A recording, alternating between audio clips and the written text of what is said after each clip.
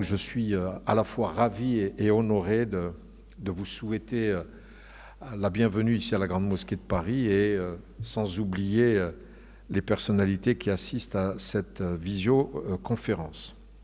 Alors, je voudrais tout de suite vous entrer dans le vif du sujet et vous dire que cette rencontre-là que nous faisons aujourd'hui, elle marque à mon avis le début d'un projet que je considère être de première nécessité, qui est né véritablement d'un constat d'urgence. Oui, je pense que nous sommes arrivés à une heure décisive ici en France, en Europe, où nous devons véritablement prendre la mesure des peurs et des rejets suscités par l'islam. Je le dis triste et malheureux, mais je suis obligé de constater la réalité. Depuis au moins 20 ans, l'islam est confondu avec les actes de terrorisme perpétrés en son nom et les idéologies politiques qui manipulent cette très belle religion.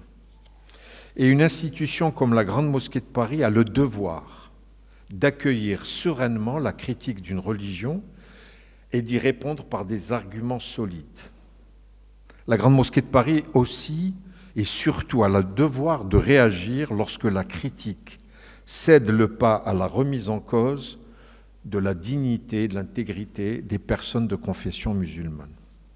Aujourd'hui, nos concitoyens musulmans sont pris dans l'étau de deux radicalités, entre des mouvements qui, d'une part, cherchent à stigmatiser et à reléguer des femmes et des hommes parce que musulmans, et d'autre part, des mouvements qui souhaitent que les musulmans rejettent notre société.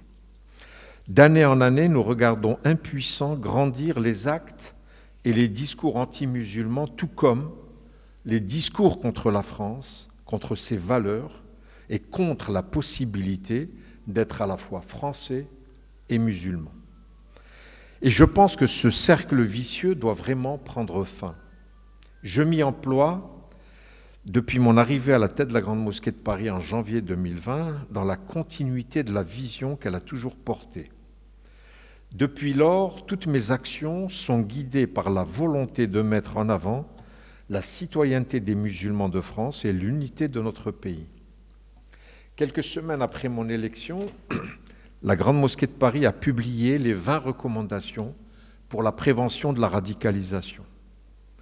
Dans la continuité de cette première publication, nous avons participé à l'élaboration de la charte des principes pour l'islam de France, signée devant le président de la République Emmanuel Macron en janvier 2021, puis nous avons fait paraître le manifeste contre le terrorisme islamiste en septembre de la même année.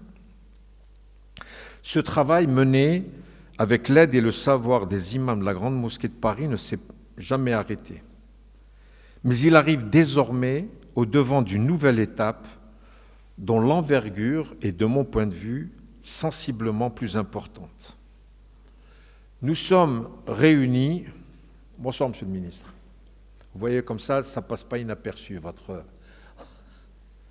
Nous sommes réunis ce soir pour lancer ensemble ce que j'ai appelé, et ce que je propose, le groupe de réflexion sur l'adaptation du discours islamique en France.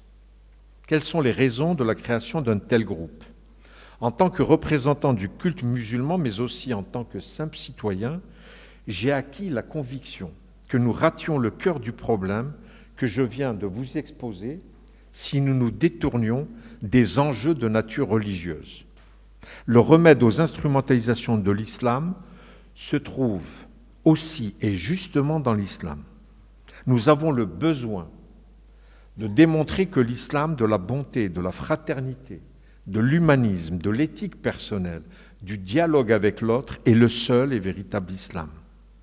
Démontrer que ces valeurs et ces principes essentiels de l'islam, respectueux de son dogme, sont en harmonie avec les valeurs et les principes de notre société et de notre République.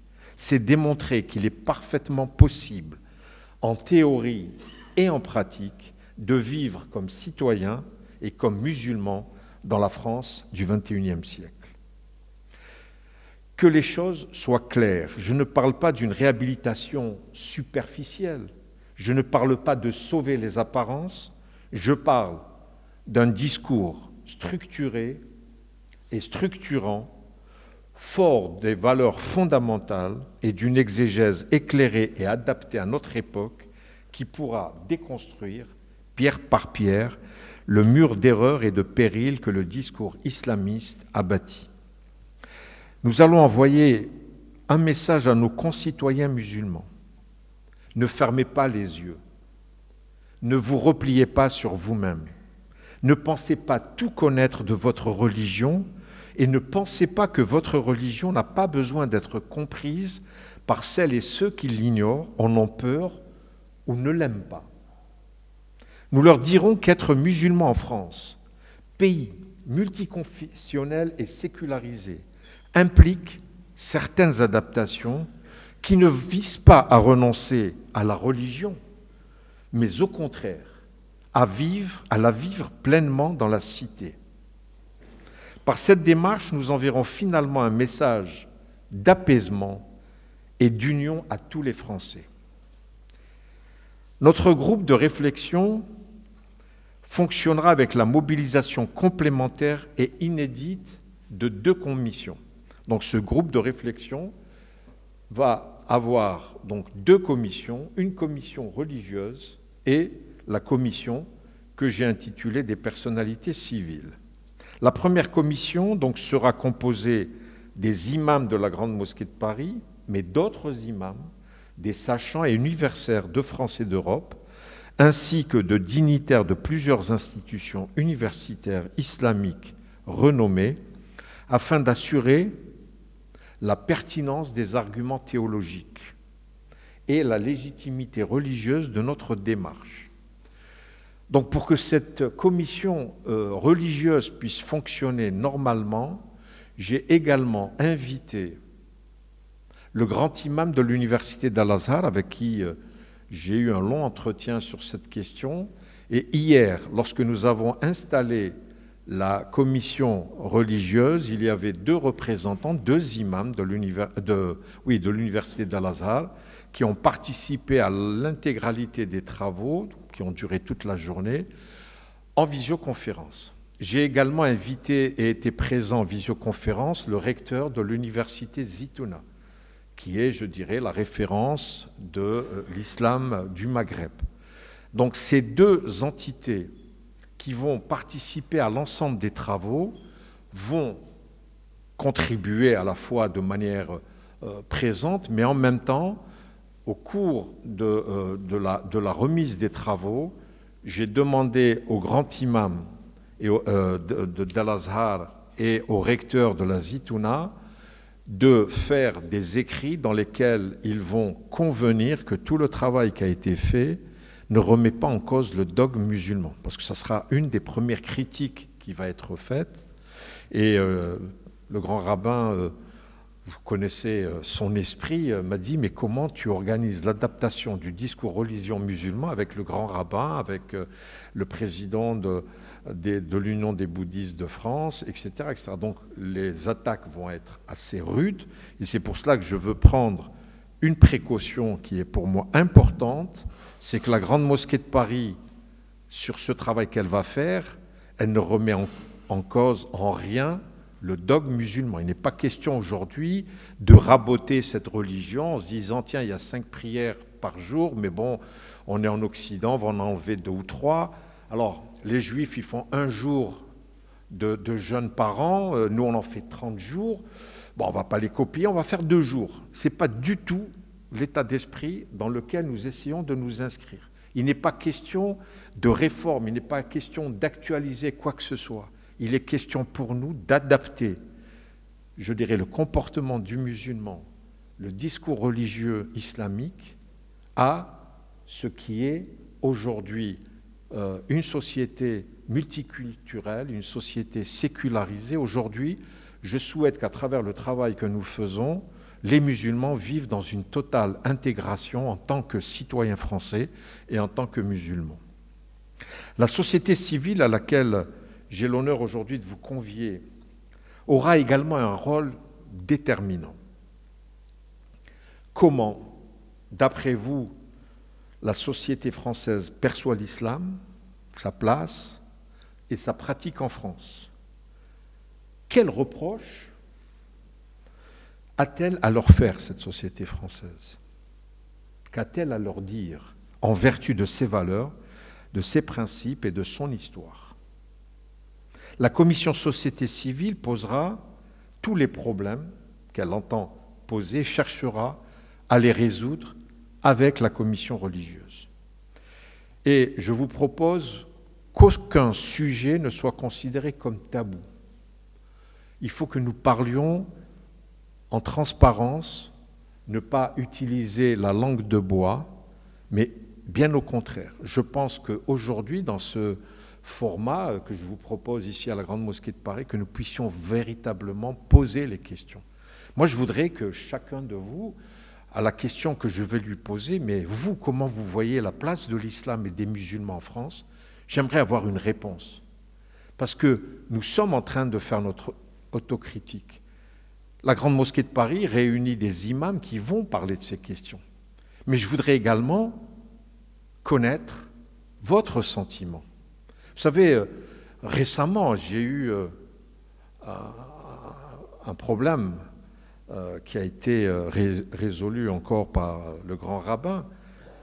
Lorsque l'affaire Michel Houellebecq est intervenue, lorsque j'ai fait un communiqué dans lequel j'avais annoncé que j'allais déposer plainte contre les propos tenus par Michel Houellebecq dans cette interview croisée qu'il a faite avec Michel Onfray, je suis désolé, mais peu d'intellectuels se sont exprimés.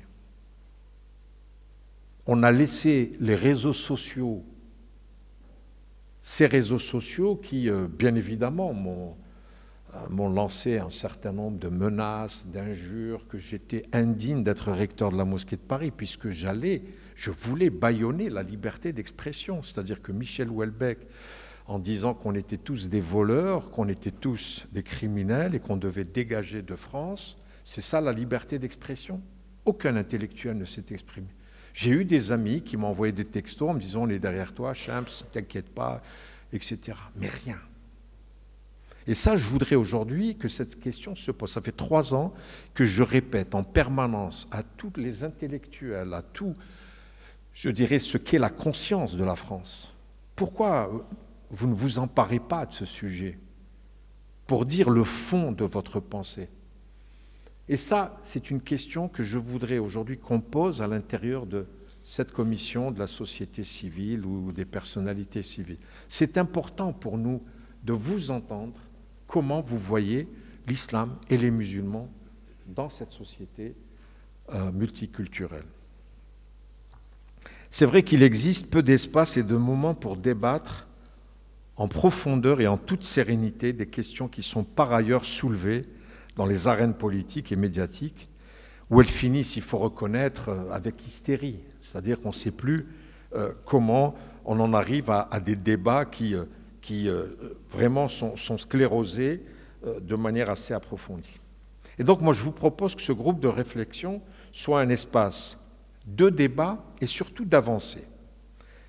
Il sera, excusez-moi d'être prétentieux, mais à mon avis d'utilité nationale. Nous aurons, comme je vous l'ai dit, bien évidemment, des adversaires, mais nous devons avancer sereinement, précisément, résolument, grâce à l'excellence et à la diversité de vos expériences, de vos réflexions et de vos attentes.